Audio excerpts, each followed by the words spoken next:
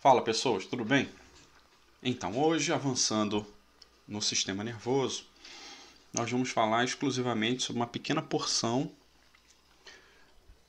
do sistema nervoso, que é o hipotálamo, mas que apesar de pequena tem um papel gigantesco no dia a dia e na sobrevivência dos indivíduos.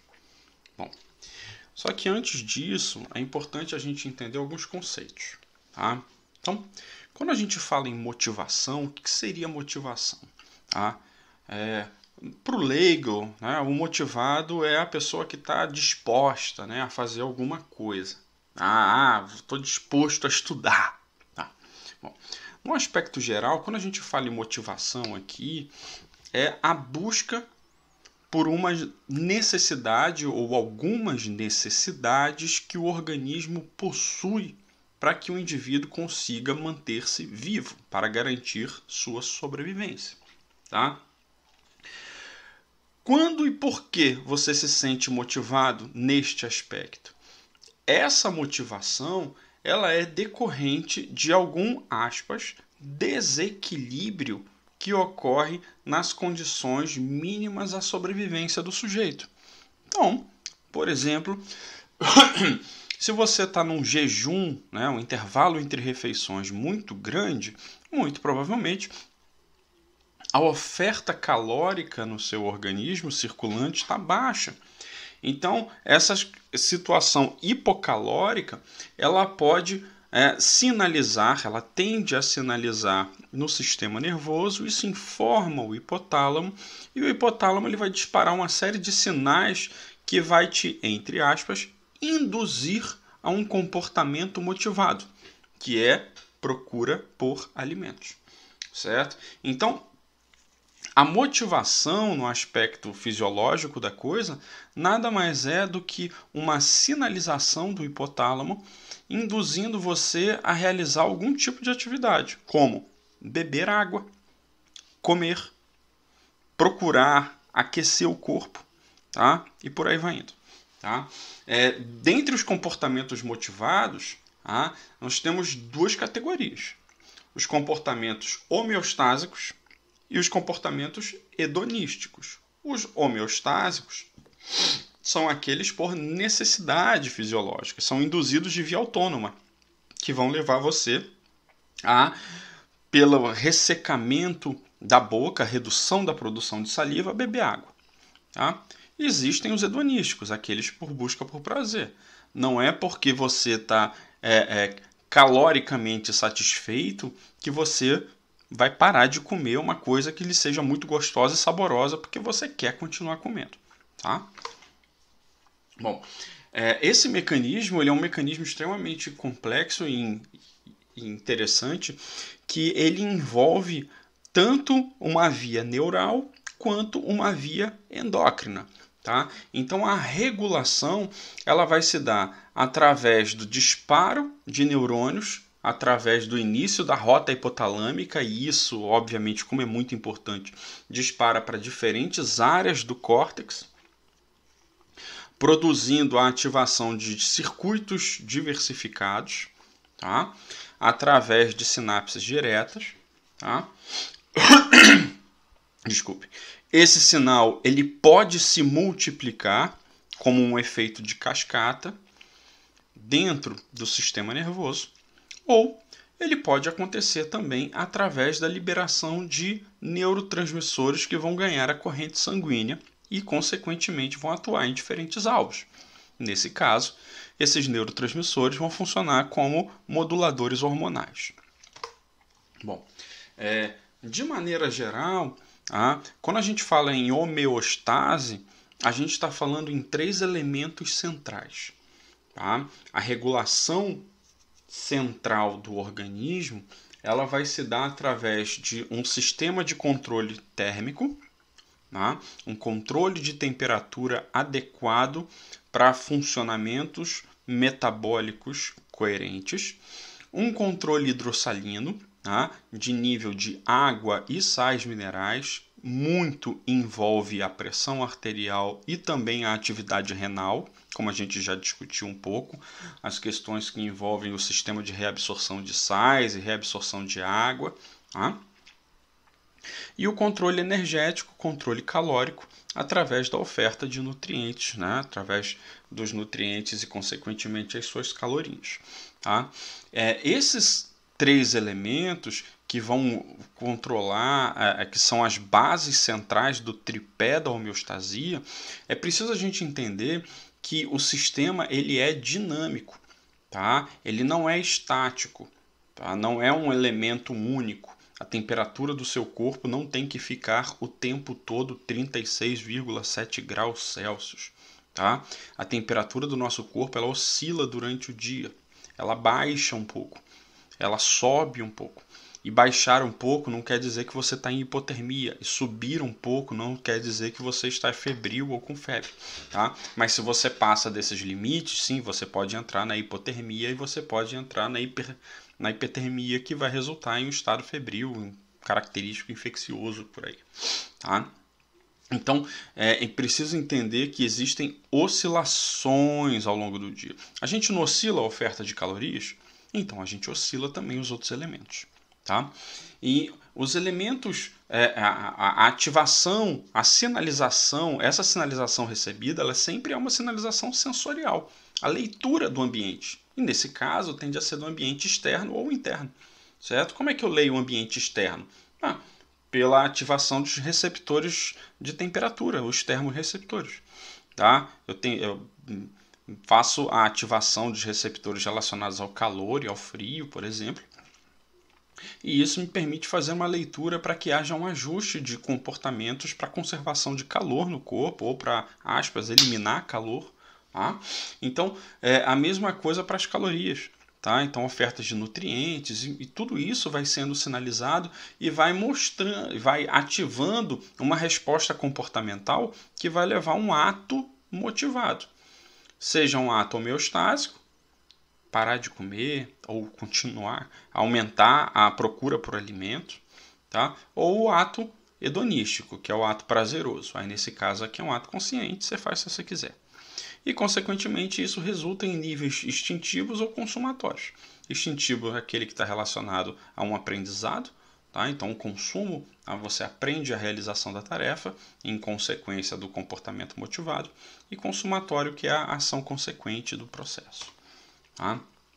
Bom, então o hipotálamo ele tem um papel gigantesco, tá? Vai estar localizado no diencéfalo, só que ele representa uma área extremamente pequena do prosencéfalo. Tá? Então, aqui a gente tem a visão sagital, o corte sagital mediano. Tá?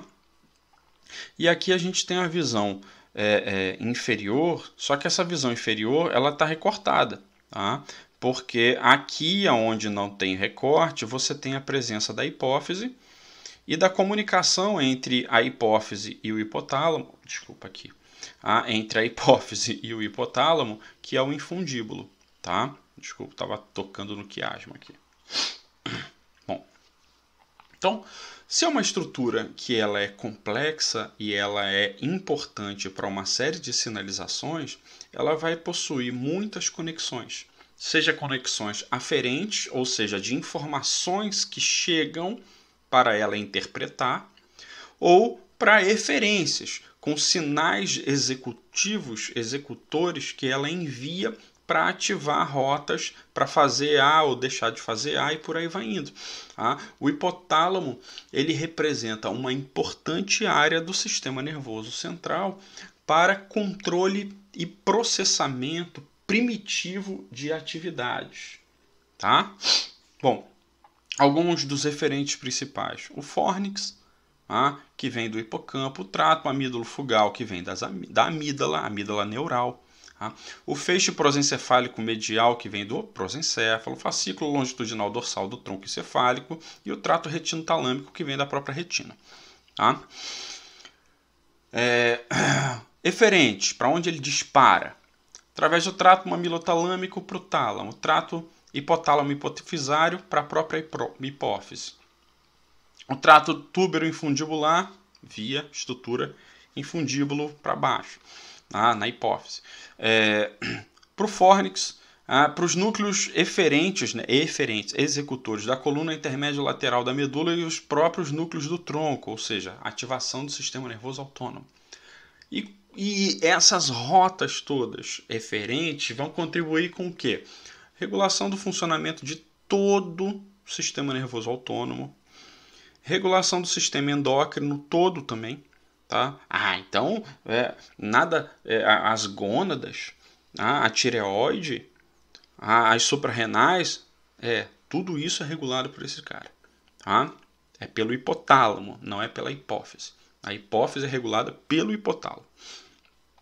Ingestão de água, ingestão de alimentos, regulação da urina, né, da diurese, regulação térmica do corpo, do comportamento emocional, controle do sono, vigília, né, o estado acordado.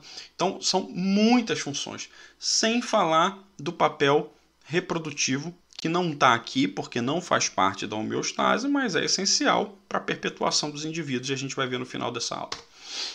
Bom, em geral, o hipotálamo ele funciona com um mecanismo de regulação por feedback negativo. Tá? Então, ele estimula uma rota, essa rota desencadeia uma ativação, blá blá blá, essas coisas todas, e ali na frente o excesso da resposta gerada tende a bloquear a atividade hipotalâmica para que você não tenha uma explosão de resposta daquela rota.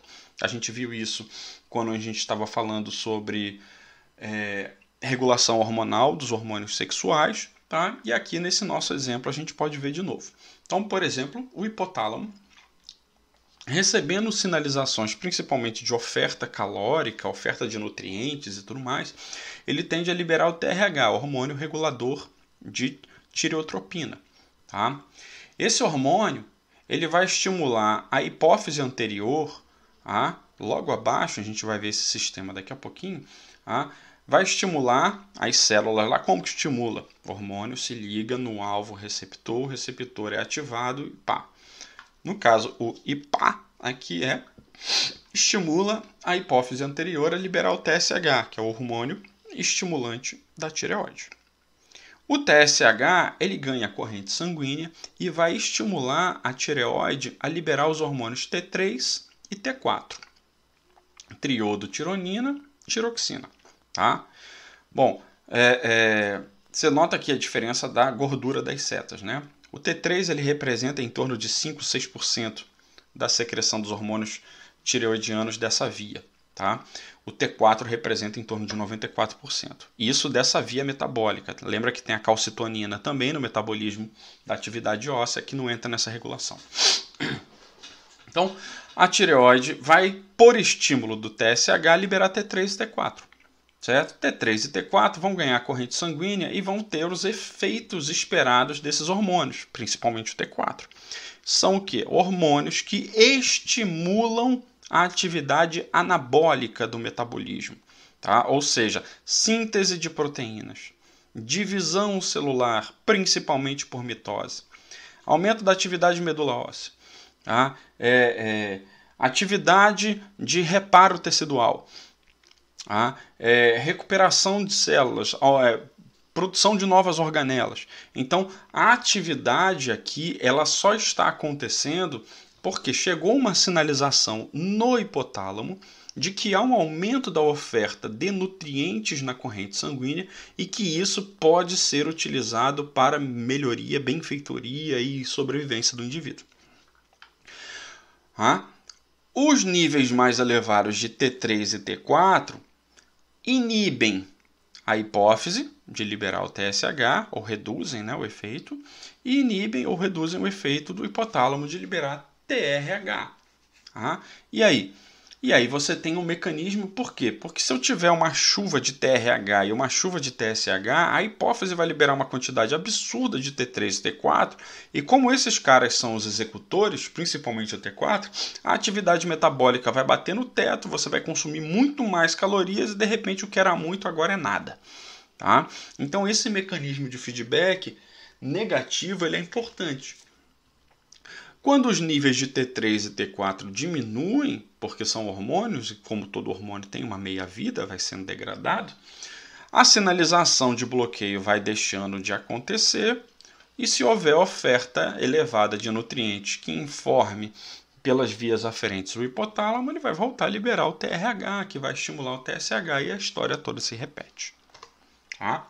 Bom, o hipotálamo, como eu falei agora há pouco, ele tem uma comunicação direta com a hipófise através da região do infundíbulo, que é essa projeção que a gente tem aqui.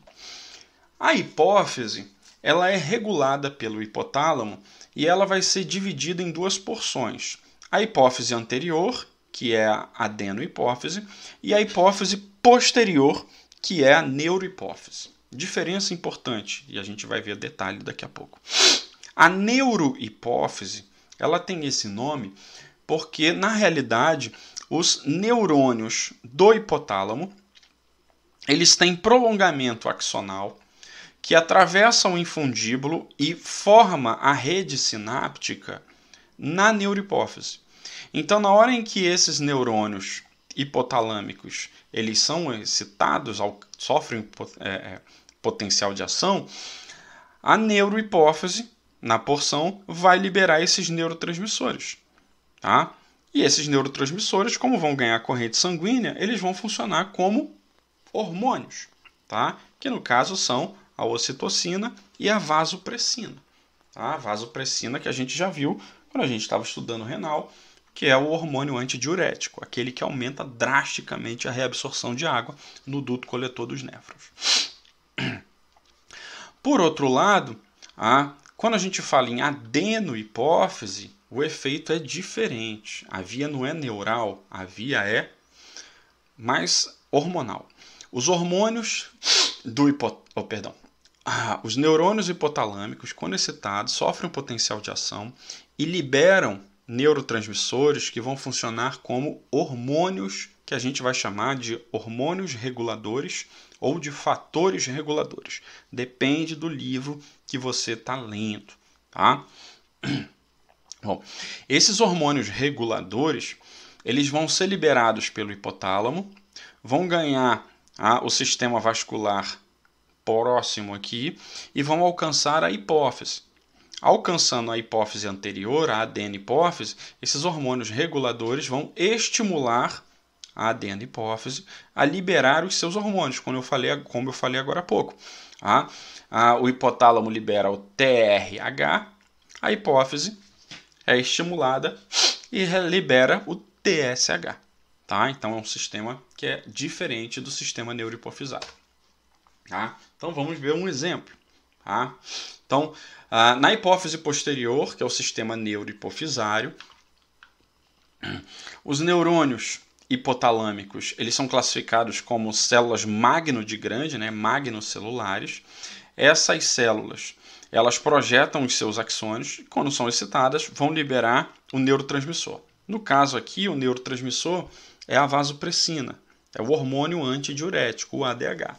A gente já sabe que esse cara, na hora que ele ganha a corrente sanguínea, ele vai atuar nos seus receptores que estão localizados lá no duto coletor dos néfrons e, consequentemente, isso vai fazer com que haja um aumento da reabsorção. E, consequentemente, isso vai fazer com que o volume da urina diminua drasticamente. Tá? Lembra, quando você ingere álcool, grandes concentrações de álcool, tem como efeito, entre outras coisas, atordoar o funcionamento dessas células. Tá? Tornam elas não responsivas, não excitáveis. Se elas não são excitáveis, elas não vão liberar, não vão sofrer potencial de ação e, consequentemente, não vão liberar ADH. Se eu não libero ADH, eu não tenho lá aquela elevada reabsorção nos túbulos, nos dutos, na porção final do duto coletor, certo? Isso vai fazer com que o volume da urina aumente bastante, tá?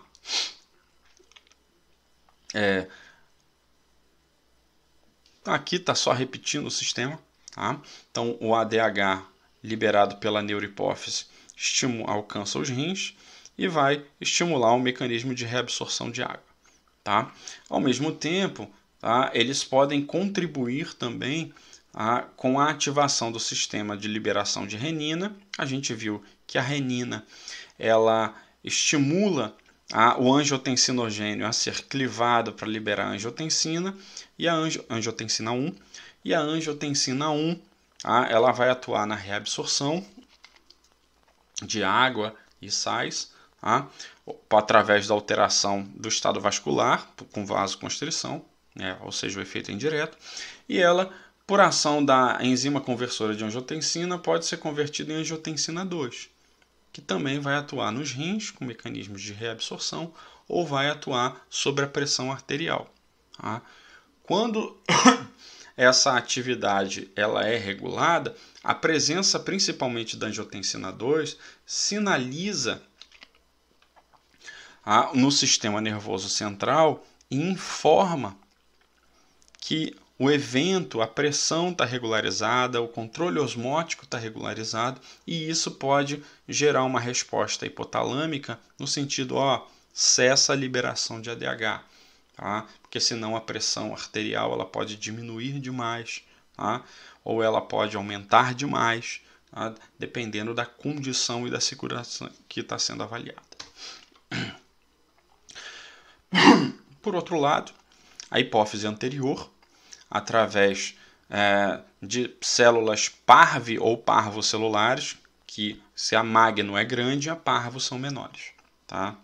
Então, as células do hipotálamo aqui vão ser células curtas, prolongamentos axonais reduzidos, de tal forma com que a sinapse resulta na liberação de hormônios reguladores que vão ganhar a corrente sanguínea e, consequentemente, esses hormônios vão alcançar os capilares da adenohipófise, E lá eu vou ter receptores. Então, esses hormônios reguladores, eles vão estimular a hipófise anterior a liberar um monte de hormônios diferentes. A gente viu, por exemplo, na aula de reprodutor, que o GnRH, hormônio regulador de gonadotropina, estimula a liberação do FSH e do LH, que são hormônios hipofisários. A gente viu agora há pouco que o TRH estimula a liberação do TSH, certo? Então, no mesmo sentido, o hormônio regulador de corticotropina, o CRH, ele vai estimular a liberação do ACTH, hormônio adrenocorticotrópico, que nesse caso vai estimular lá embaixo as suprarrenais a liberar o cortisol. E outros exemplos vão sendo liberados, e vão atuar em diferentes alvos. No exemplo que a gente tem aqui, o hipotálamo libera o CRH, hormônio regulador de corticotropina, que ganha o sistema porta, sistema porta porque é a via vascular, que vai alcançar a adenihipófise, e os receptores lá, estimulados pelo CRH, vão liberar o ACTH, hormônio adrenocorticotrópico. Esse, quando ganha corrente sanguínea,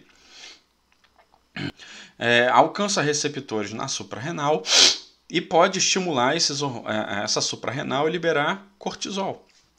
A gente sabe que o cortisol ele tem efeitos sobre o estresse, efeitos sobre a redução da inflamação. E, por exemplo, em condições estressoras, o cortisol ele pode ser liberado e pode atuar em diferentes áreas do cérebro para aumentar o alerta.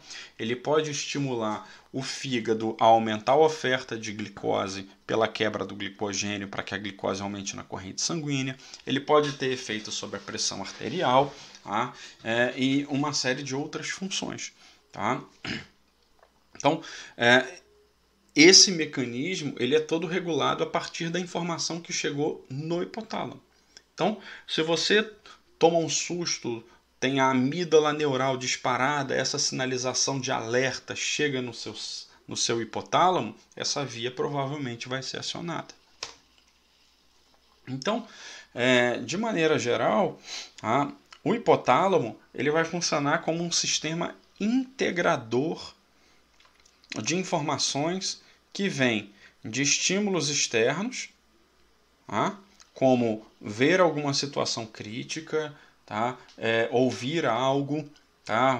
Informações sensoriais em geral, ele vai receber essas informações, tá?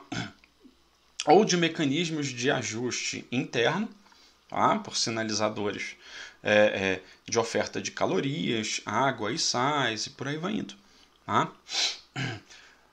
Informações vindas de outras partes do corpo, principalmente mediante o ajuste de informações do sistema nervoso central, de outras porções que a gente viu que tem muitas aferências, o hipotálamo vai regular a informação e vai induzir o aumento ou a redução da busca por determinada coisa.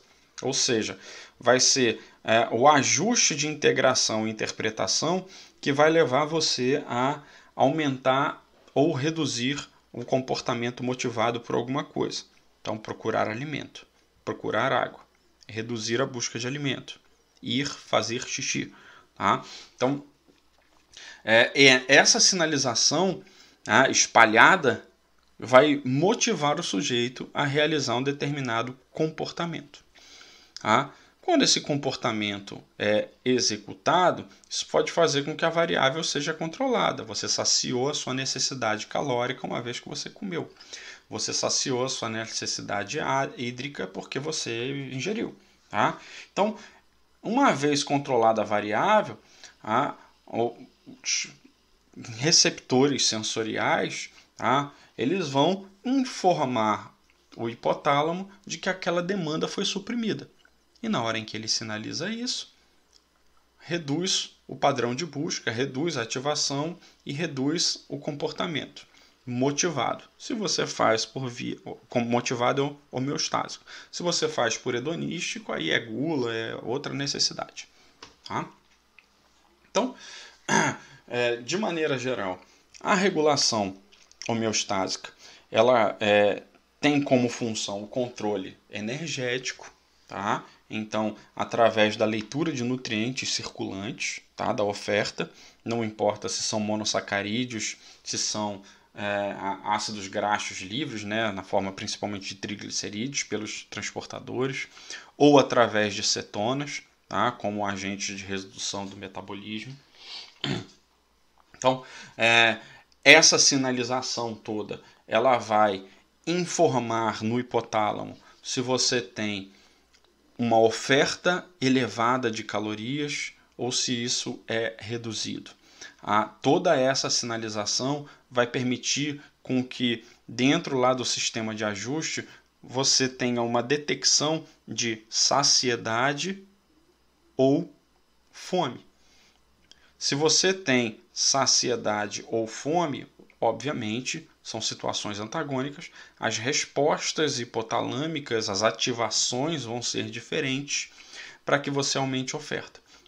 Ao mesmo tempo, se eu tenho uma grande disponibilidade de nutrientes, eu vou distribuir isso e vou armazenar. Até esses mecanismos de distribuição e armazenamento, direcionando para onde eu preciso mais, para onde eu preciso menos, são orquestrados, são regulados pela atividade hipotalâmica. O controle térmico é a mesma coisa, né? O aspas, aí, o termostato do corpo, ele está localizado no hipotálamo, através de populações de neurônios que controlam e regulam a temperatura. Tá? Em geral, a temperatura do nosso corpo ela oscila durante o dia de 35,6 graus Celsius até 38 e pouquinho, 38,1, 38,2, sem que você esteja em estado febril, sem que você esteja em estado hipotérmico. Tá? O resfriamento central do corpo é importante para isso, reduzir a atividade metabólica central e você entrar em estado de sonolência. Tá?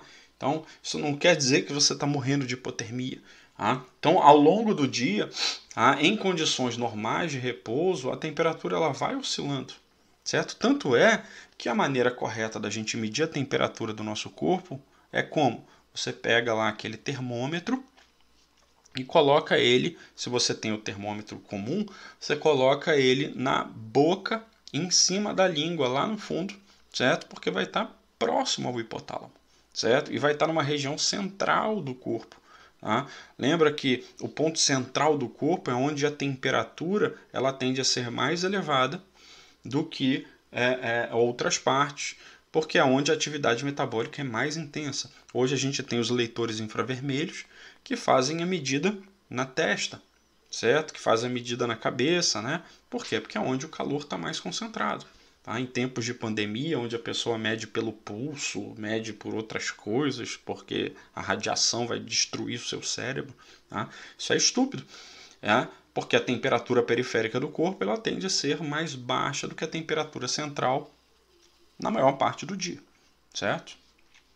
Então, essa sinalização vai provocar respostas diferentes para ajustes corporais ao frio e ao calor.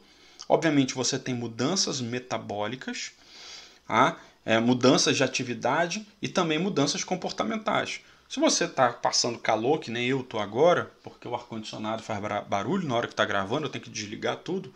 Então tá frio, tá calor. Isso me incomoda.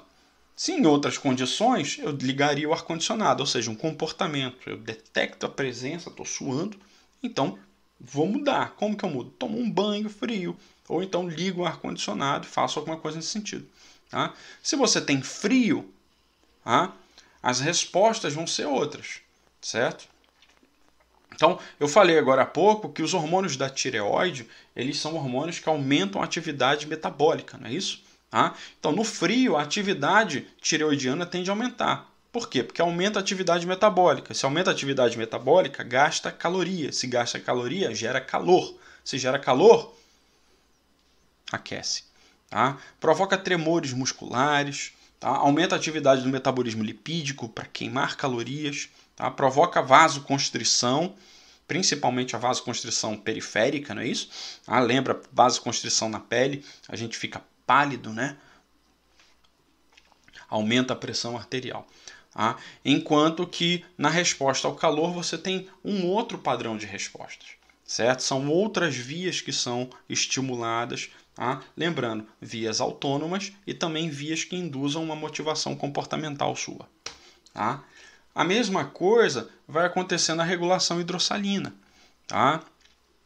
Então, o hipotálamo ele sinaliza, e a gente viu agora há pouco e lembrou, pelo papel do hormônio antidiurético. Quanto mais antidiurético eu liberar, a vasopressina, mais eu vou reabsorver água e sais. E aí? E aí que, consequentemente, eu vou conservar mais volume no corpo. E perceba que não é só água, é água e sais. A gente precisa de uma solução corporal, certo? A gente não precisa só de água. Bom, e aí? E aí, de acordo com o tipo de sede que você tem, isso vai te provocar um comportamento motivado diferente e, ao mesmo tempo, respostas fisiológicas adequadas para cada situação. A sede hipovolêmica ela é em consequência da desidratação corporal de solução. Como? Você está perdendo água e sais, certo? Então, vamos supor essas pessoas que bebem, consomem pouca água ao longo do dia, certo? E que vão urinar, vão perder e tudo mais. Podem perder no suor também, como eu estou perdendo agora no calor. Então você precisa repor. Como que a gente repõe? Existe uma série de sinalizações. Aumenta a reabsorção da atividade renal para reduzir o volume da urina, para concentrar mais a urina, então fica mais escura, mais amarelada. Ressecamento da boca do sujeito, para que ele se sinta o desconforto e vá procurar água e por aí vai indo. Isso o quê? Para a hipovolêmica. Na sede osmótica é aquela sede que você tem em alteração da solução sanguínea, certo? Que é uma decorrência do processo de, por exemplo, ingerir bebidas ou alimentos com muito sal. Então isso vai fazer com que você tenha uma alteração e essa alteração gera um padrão de necessidade de ajuste hidrossalino diferente, certo? De que tipo? Bom, se eu ingerir excesso de sais, eu preciso eliminar esse excesso de sais. E, obviamente, para eu perder esse excesso de sais, eu vou acabar perdendo água também.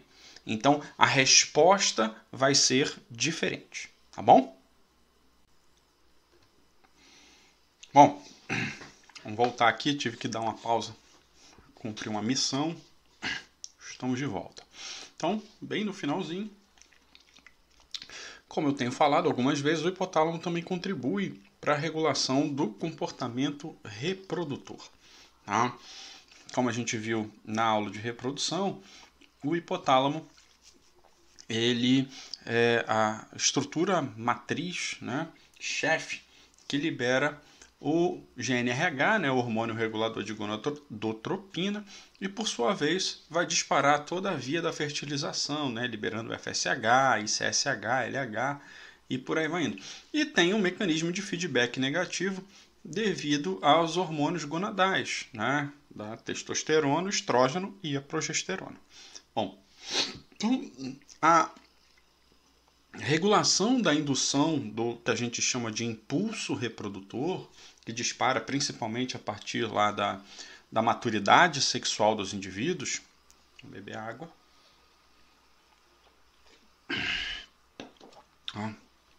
Isso tende a ser induzido também pela presença dos hormônios sexuais.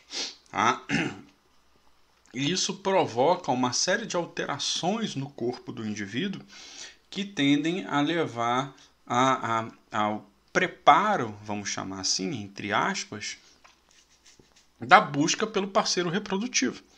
Tá? Então, lembra, são alterações que são mais autônomas, mas também que são alterações comportamentais.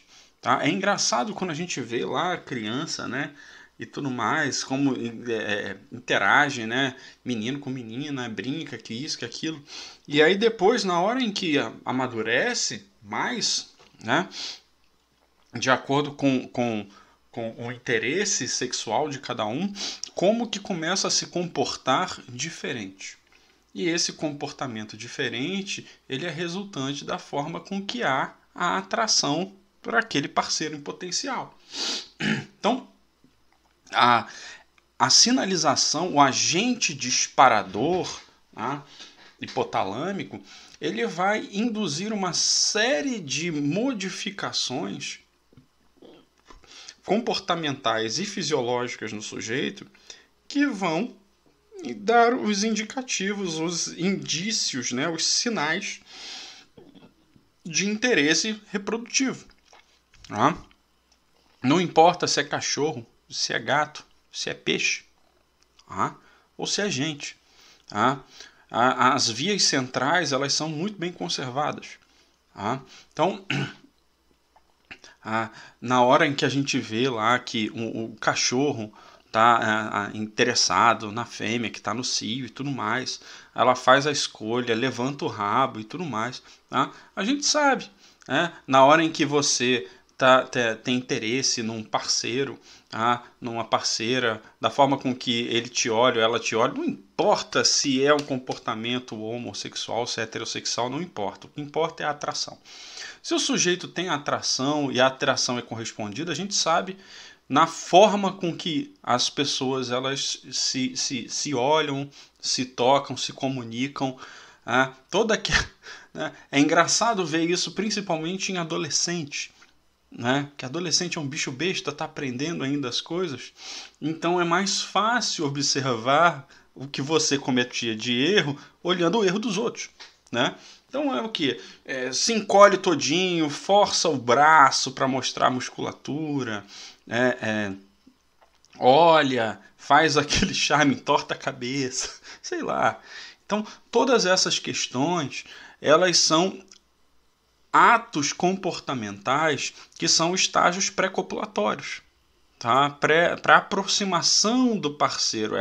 É o que a gente chama lá na ecologia da reprodução de comportamento de corte, é o cortejamento.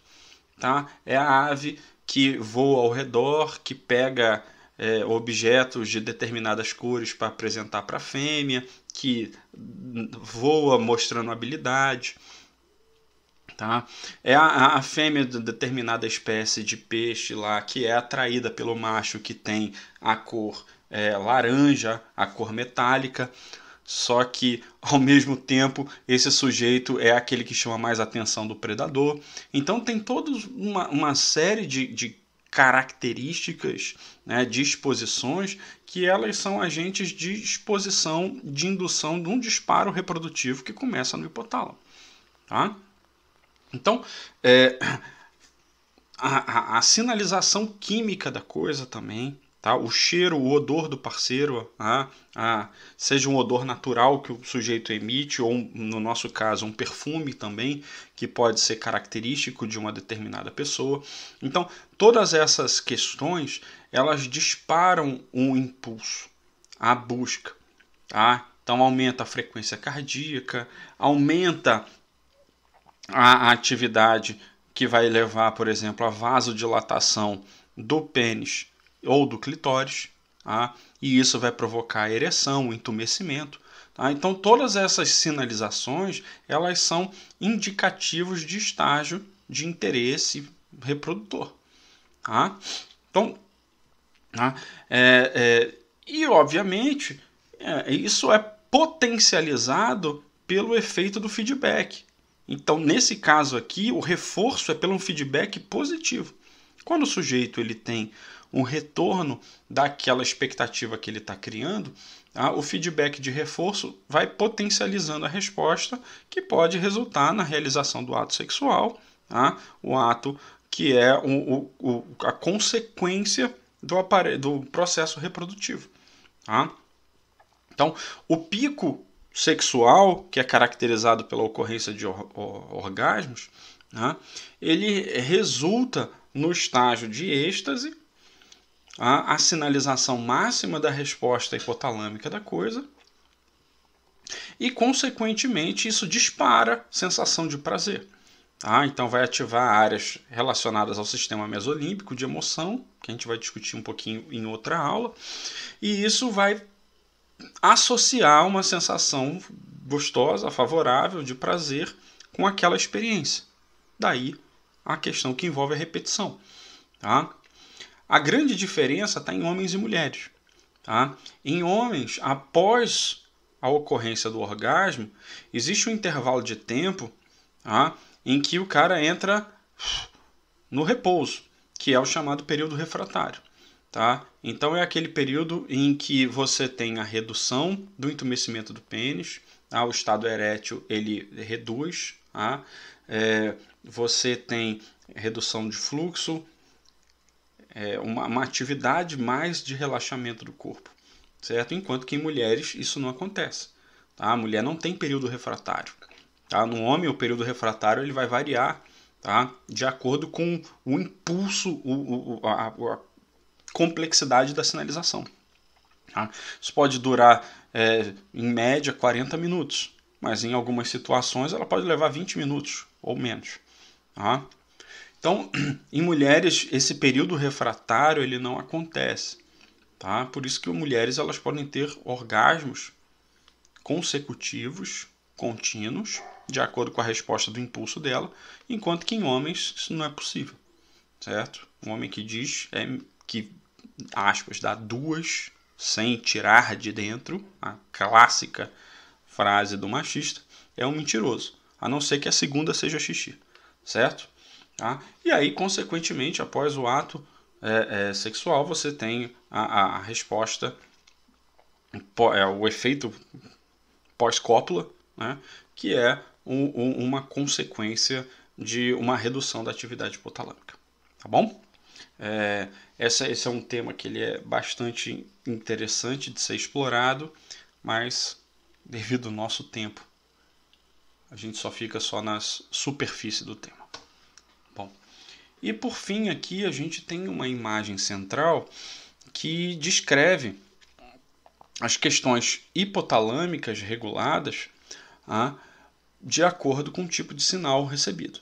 Então, por exemplo, o hipotálamo, nas funções homeostásicas, ele controla as funções vegetativas ou endócrinas. Dentre as funções vegetativas, não são todas, hein? Ele controla a pressão arterial, a temperatura corporal e o estado de fome e saciedade. Entre as funções endócrinas, a liberação da ocitocina, que é aquele hormônio que está mais associado a respostas de bem-estar, que algumas pessoas chamam de hormônio do amor, hormônio do abraço, mas que é um pouco menos romântico e mais de aproximação social. Tá? O hipotálamo, quando ele é estimulado, ele afeta tanto o centro de punição como o centro de recompensa, certo? Provocando comportamento emocional diferenciado, como medo, raiva, ansiedade ou saciedade, tranquilidade e impulso sexual. Tá bom? Essa foi uma visão geral, de novo, isso é introdutório, tá? Só para a gente discutir, por exemplo, comportamento alimentar ou comportamento energético de hipotálamo, que foi uma coisa que eu trabalhei por alguns anos na minha vida, a gente vai precisar de umas 20 horas, certo? A gente está discutindo conceitos introdutórios, tá? Então, essas são leituras gerais da atividade hipotalâmica. Acredito que tenha ficado claro que o papel é central e importantíssimo à sobrevivência, tá bom? Na próxima aula a gente vai começar a discutir questões dos sistemas sensoriais. Como é muito grande e diversificado, eu vou dividir em 2, tá bom? Na próxima a gente já começa com questões químicas, olfato, gustação e o que vem depois que eu não lembro, tá bom? Até lá, fiquem bem, se cuidem, um abraço.